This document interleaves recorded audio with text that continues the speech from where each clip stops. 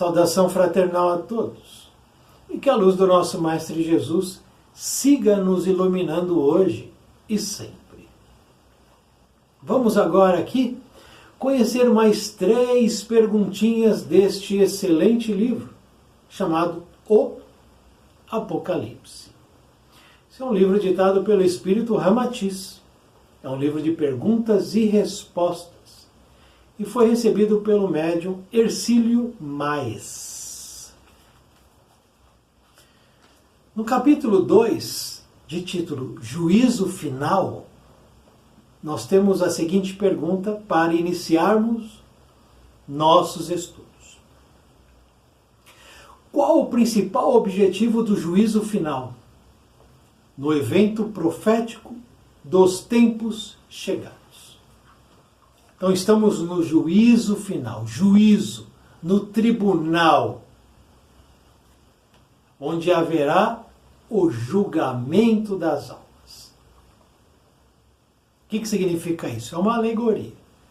Que estamos fechando o ciclo, o patamar, o nível de provas e expiações e vamos ascender ao nível, ao ciclo de regeneração.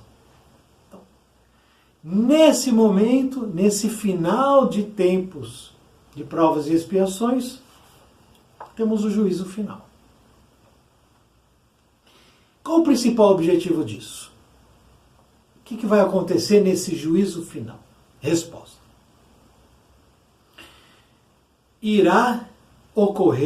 Haverá a seleção de espíritos em 2 ordens distintas. Seleção de espíritos em 2 grupos serão separados. Ele diz 2 ordens distintas, a fim, com o objetivo de ser ativada a ascensão espiritual das 2 ordens selecionadas. Ativar, ele diz, a ascensão espiritual desses 2 grupos, mas em caminhos diferentes, em locais diferentes. Então nós estamos no momento de seleção. Pergunta 2. Quais serão essas 2 ordens distintas? Que grupos serão esses? E aqui eu peço a atenção para que você pense bem, presta muita atenção para ver se você se encaixa nesse ou naquele grupo. São só 2 grupos. Não é difícil.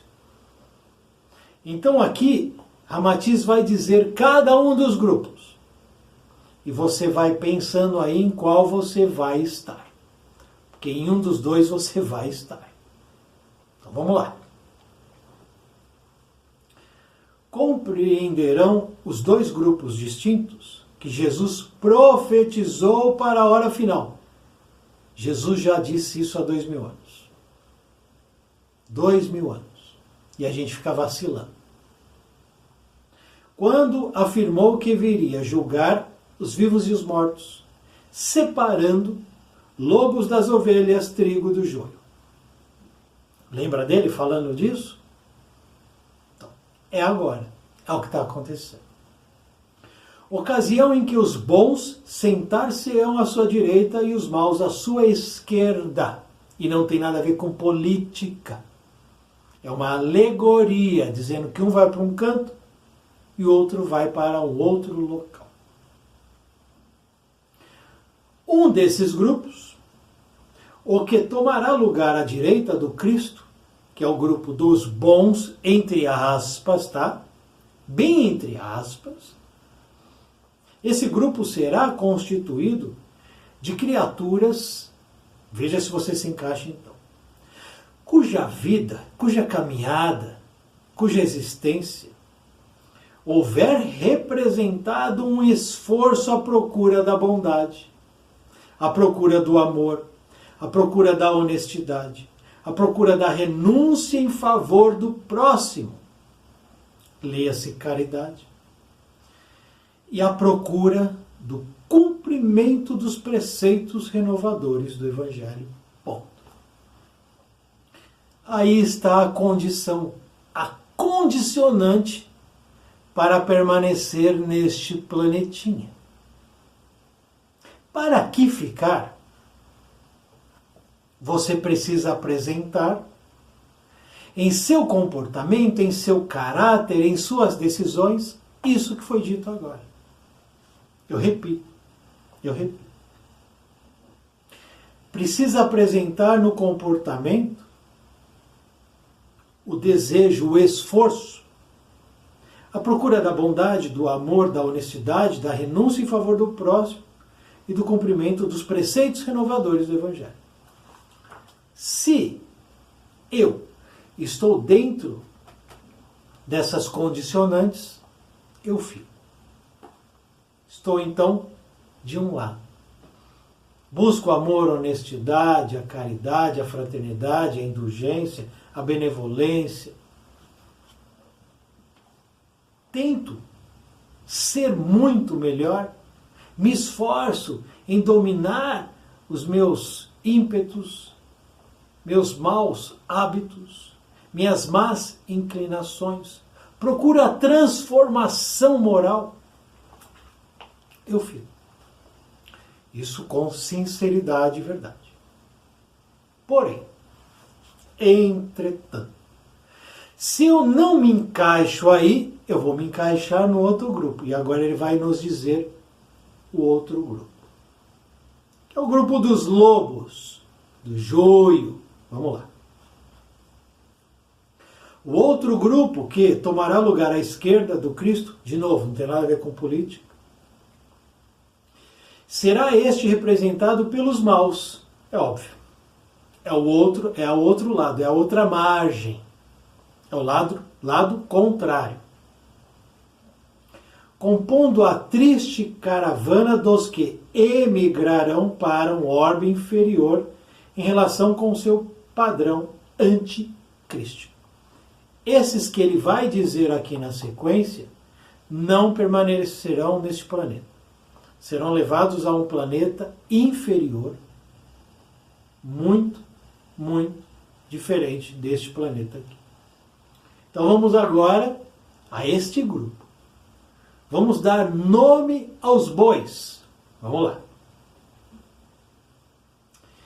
Esse grupo é o dos que planejam os arrasamentos das cidades pacíficas, dos técnicos impassíveis que movem botões eletrônicos para a destruição à distância, dos cientistas satânicos que operam nos desvãos dos laboratórios na preparação dos engenhos de morte, dos que exaurem fosfatos na busca de meios mais eficientes para assassinatos coletivos, nos matadouros ou nas matas verdejantes.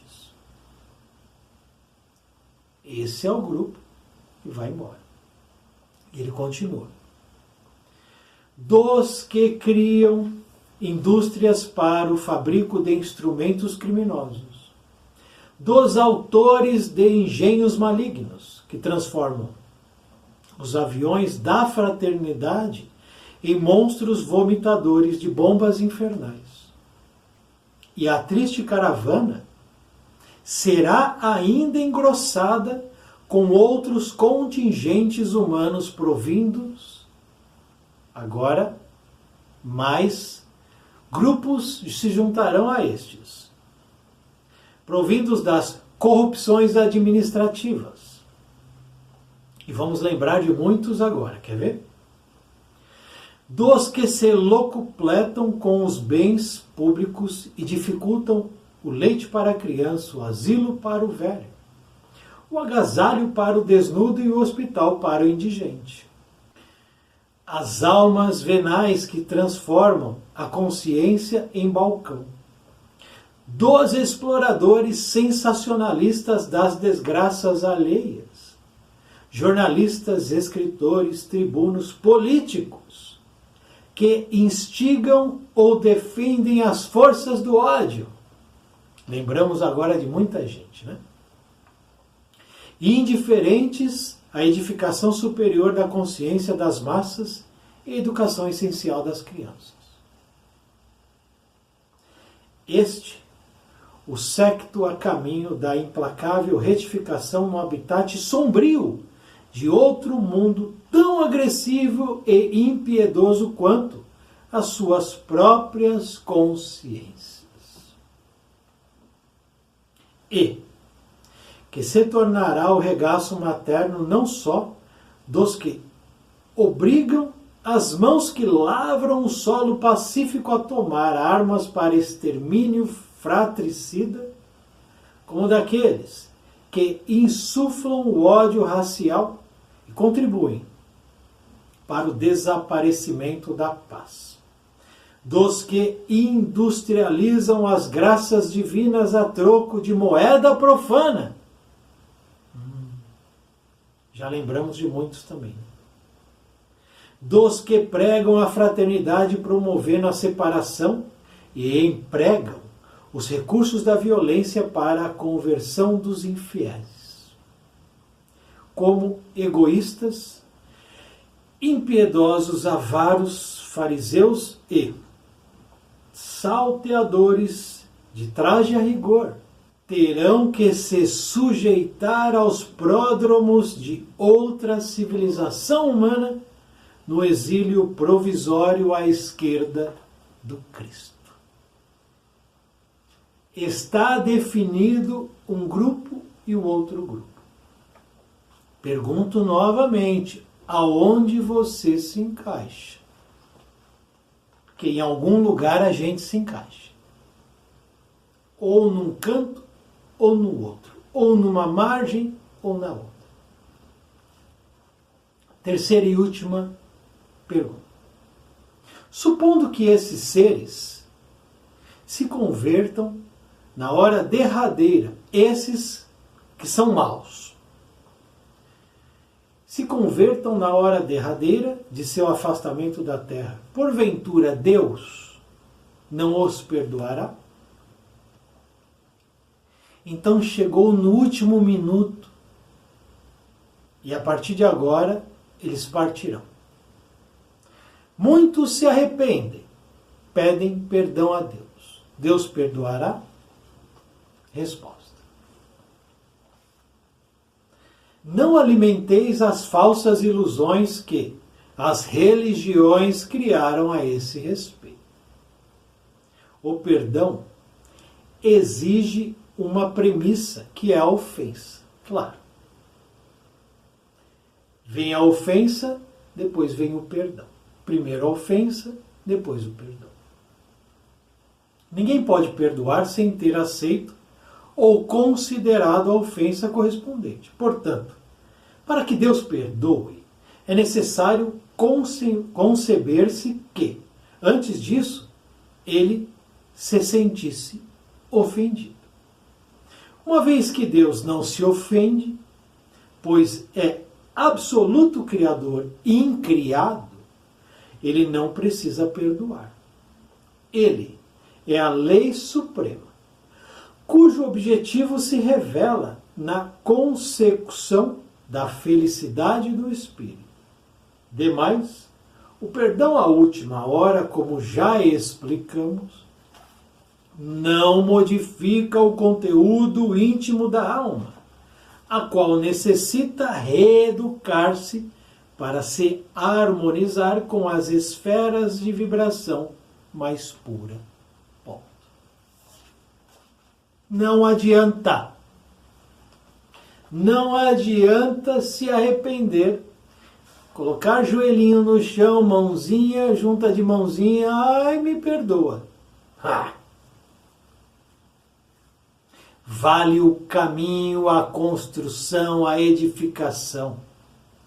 Vale o passo a passo. Não é em um momento que eu mudo tudo o que eu fiz. Eu tenho que mudar agora e torcer para dar tempo. Olha só. Imagina o seguinte, para a gente encerrar essa última pergunta. Tem uma casa E essa casa vai ser demolida, mas eu não sei quando ela vai ser demolida. Então eu posso entrar nessa casa e começar uma reforma. Mas eu não sei quanto tempo eu vou conseguir reformar para que ela não seja demolida. Entendeu a ideia? Se eu não entro, ela vai ser demolida. Então eu posso entrar agora nessa casa e começar uma reforma. Mas assim, ó, urgente. Agora, nesse minuto, começa. E tem que ter, de repente, ali, tempo para que eu reforme e ela não seja demolida. É assim a nossa última reencarnação. Eu estou aqui agora. Última reencarnação desse juízo final, desse fim de ciclo, desse fim de tempo, desse ciclo de prova e reencarnação. É a última reencarnação, não tem outra. Não tem outra. Não vai dar para desencarnar e reencarnar, não vai dar tempo. Porque o ciclo, ou círculo, se quiser, de regeneração, ele já está aqui, ó, colando, está chegando. Não dá tempo. Não dá para segurar essa força que é a evolução do planeta, a mudança de patamar evolutivo. Não dá. Então aqui é agora, é nesse momento, é a hora da obra, da reforma que a gente tem que fazer em nossas vidas. Porque a casa que vai ser demolida é a minha permanência no plano físico. E se eu começo a reforma agora, talvez, quem sabe, oxalá dê tempo de eu ficar. Agora, se eu continuar aqui, como ele diz, desse outro lado dos maus, daqueles que incitam o ódio, a agressividade, que são agressivos por natureza, esquece. O assento desses já está lá com o nomezinho deles. Está lá. E essa politicagem toda aí, roda todo mundo. Todo mundo vai rodar.